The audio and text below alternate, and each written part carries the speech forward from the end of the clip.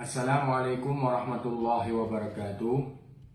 Dewan Pimpinan Daerah Abdesi Merah Putih Provinsi Aceh bersama jajaran Kepala Desa, Badan Permusyawaratan Desa, dan perangkat desa se-Provinsi Aceh tetap setia, tunduk dan patuh di bawah pemerintahan Presiden Prabowo Subianto.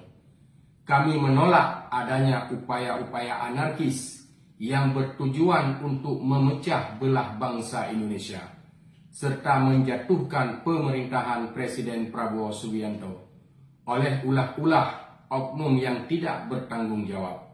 Semoga Allah Subhanahu wa Ta'ala selalu menyertai dan melindungi perjalanan beliau memimpin bangsa Indonesia menjadi lebih baik di masa yang akan datang.